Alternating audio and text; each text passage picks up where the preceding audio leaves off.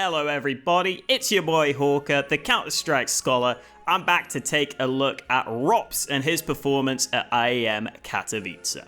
Before we get into the video, I'm trying to see if I can hit 100k subs by the end of the year, so subscribe if you haven't, I would really appreciate it, and let's get into the video. Ropz's numbers at Katowice really stood out to me because he had the exact same rating as he did throughout all of 2020, but some of his numbers changed slightly. Both his kills and deaths per round increased, so he was getting more involved in the action, and his impact rating went up from 1.13 to a 1.19. The most notable change though was in his opening kill numbers. Throughout 2020, he had a pretty high success rate at an average attempt rate on his CT opening kills. But if you took these numbers out and instead replaced them with his Katowice numbers, he looks elite in this aspect. Not only did his success rate in CT opening kills increase by a good amount, but the amount he attempted these kills went up by loads. And if he could continue these numbers for the whole year, this would have put him in the realms of the best snipers in the world, guys like Simple and Zaiwu. Now we're only using his Katowice numbers here, which came from 11 maps, so I'm sure in the long run these numbers might go down slightly, but let's look at how Ropz changed up his game at Katowice. Let's start by looking at that aforementioned CT side and seeing how Ropz was able to try and take more opening duels. Here in the pistol round, Ropz is tasked with solo holding A, so he tries to get aggressive early to pressure Gambit back towards the B side of the map. He peeks mid and second mid, gets a great kill to start things off, and he's done his job perfectly here. He's just putting pressure on the A side of the map and trying to funnel Gambit into B. So as soon as he gets this kill, he falls back to the site and all is going according to plan. Unfortunately for Ropz, his teammates who are 4-stacked on the B site are unable to trade their way to success in this round, so he tries his best in the 1v3, turns it into a 1v1 to begin with, but this is a task that's too hard for him to accomplish, but not his fault. There are also plenty of more standard peeks that Ropz would take, like this Deeg shot down mid, which he lands nicely. And while this is nothing special in isolation, the frequency of these fights was much higher in the games that I saw at Katowice. And while this may be Ropz just trying to use his individual skill because this new look mouse sports haven't had much time to practice, I would love it if he was willing to take this sort of initiative more often because he's really damn good at it. I made a point on Twitter recently about how Ropz is going to have to be more vocal on the team because he's actually now by far the most experienced player on this mouse sports squad. And this sequence of events is one that gives me some confidence he's going to be able to do that going forwards. Here in round 23, you see that Ropz kind of wants to get aggressive early, but ends up sitting more passively over towards the apartments. And throughout this half, Gambit had been doing a great job at just forcing mousesports to play passively on the A site and starving them of information. And you're going to see how here in round 23, that doesn't work out for Ropz. He gets caught with his pants down, or rather, with his face blinded by this flash. The response in the next round is what really excited me though. It's impossible to know exactly who made this call, but with Dexter playing over on the B side of the map and BMAS being a very new player and not one who seems to be all that vocal, I'm going to go ahead and assume it was Ropz who called for this more aggressive apartment stack in a response to how much map control Gambit were getting throughout this half. And this is the exact sort of response that was needed and not something that I would necessarily associate with something that's normally in Ropz's comfort. Eventually, he peaks all the way into second mid, and while he does end up losing this fight against Hobbit, he's aware of the angle, and this was the right idea, which is the most important thing. I would say the majority of his CT aggression, it came on maps like Dust 2 though, where he was oftentimes whipping out the AWP on the CT side. And he picked his spots really nicely for aggression. Here in round 18, he's aware there's probably not an AWP for complexity, so just holds this left side mid run up to begin with, waits a few seconds before pushing into lower tunnels, and Complexity lose track of this aggression, which gives mousesports a way into the round. Or later in the game, here in round 27, Complexity have a buy, but again they can't afford an AWP, and Ropz has calculated this. He's able to peek in towards lower tunnels, And dodging this flashbang to flick back for this kill is not as easy as Ropz makes it look, but damn, he looks good when doing it. I wish the game was that easy for me. Ropz really takes over this game towards the end, so I'm probably not even going to be able to show all the rounds, but he specifically had a very good time against JKS on this B side of the map. Another play here where he hears the nade being thrown, takes advantage of that and peeks in for a free frag. And it's hard to understate the impact of just constantly getting these opening picks, these clean 5v4s. And just the frequency of him getting these early kills has clearly improved a lot, considering he's normally more on the passive side traditionally.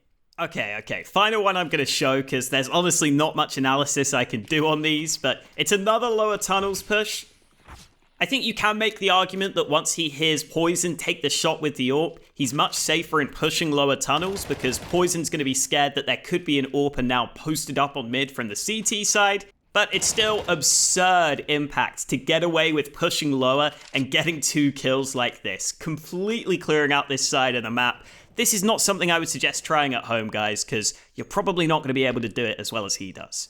I want to switch over to Ropz on the T side, though, because I think there was a lot to like in this Inferno game going up against Gambit. Here in the first gun round, Ropz is playing what I would call his standard game. He's taking apartments control to begin with, and then he's going to be the late man in from the apartments, always trying to stay in control of the fights and never overextending. And he does a good job to adjust for that first kill out through apps, and then just stays in apartments the entire time. Never overextends, waits for this long smoke to go up before shifting out to the right side to catch the player in pit off guard on this slightly different angle. Into the next gun round, we get some more activity from Ropz though. Once Mousesports go down into this 3v4, Ropz hears Axile spamming this M4 into the apartments and decides once he hears the reload, he's going to take the risk of sneaking through the smoke and making this heads up play. And it works for him. He gets this opening kill onto the site, and even though this smoke makes things slightly awkward, I still really like how Ropz is willing to be the first man running into the bomb site here. I feel like in the past he might have wanted to play this post plant from apps and just let his teammates take the site, but he's happy to get involved in the actual site take and play graveyard for the post plant.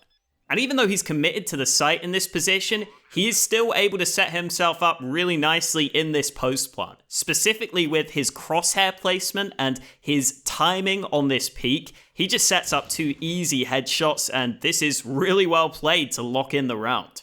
And I think if Ropz could pick a few spots like this throughout a game, it would be really helpful because he's so effective when he gets a good read on these situations to get aggressive. Throughout the early rounds of this game, Ropz made sure to constantly be taking and pressuring the apartments so that by the time we get to round 8, he can throw 1 molly into apps as well as 1 flashbang and then just come back to mid, safe in the knowledge that Gambit are unlikely to want to aggress into apps with all the conditioning he's put in these earlier rounds.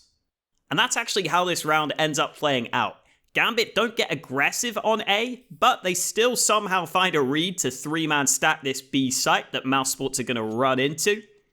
But once again, we see Ropz getting much more involved in the action than I'm used to seeing. He's the second man in here, where he's normally the closer in these sorts of rounds, and once again, his crosshair placement is a real standout. Despite having to dodge some nades, he makes sure he is constantly at headshot height, ready for these fights, ends up getting 2 early kills in the round, and even more impact. He's already won quite a few rounds now on this T side of Inferno.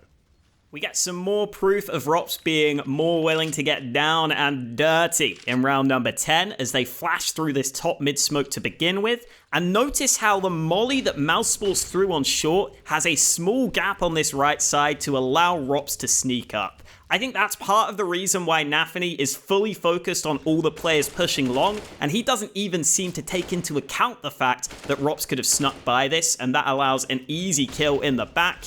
And then this is much more like the classic Ropz we're used to seeing, where he wants to remain in control of the fights, and I think this is the perfect spot for it. He's the only man pushing up the short side of this site, so he never overextends, just makes sure he stays alive and gives another angle that Gambit have to be concerned about, and this helps Mousesports take this A bomb site. Lovely stuff. Into round 12, we get the standard Ropz apartments control to begin with. And I love that Ropz has this trick play lined up to get himself involved in the action.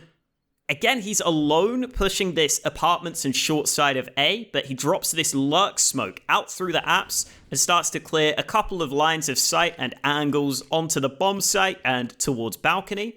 And then once this smoke fades, he hits a stunning headshot, keeping up that headshot percentage onto the pit player and follows through for a second kill. Lovely stuff from Ropz, and another round where he's just continually getting involved, even in these tough spots where he's alone on these side pushes.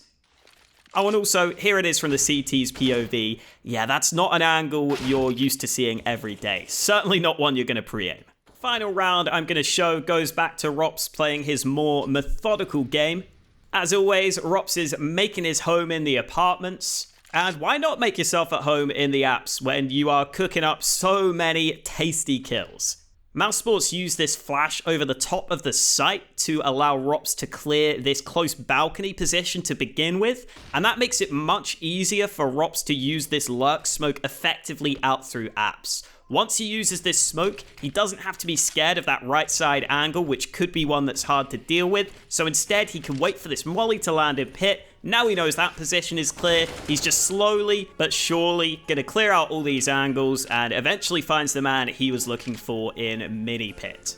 So overall takeaways are that if Ropz continues to play like this and gets more involved once this team finds its footing, I think he could continue to have even more impact. So I'm really excited to see if Ropz can hit a whole nother level to his game, because I think he's got the crosshair placement, the aim, the game sense to do it. It's just a question of whether he wants to get more aggressive or whether he wants to play that more methodical play style, which, look, he's very good at. I wouldn't blame him for doing that. Anyway, thank you guys for watching. Hope you enjoyed this video. Make sure to like, subscribe if you enjoyed. Do all that good stuff. My name's been Hawka, and I'll catch you next time.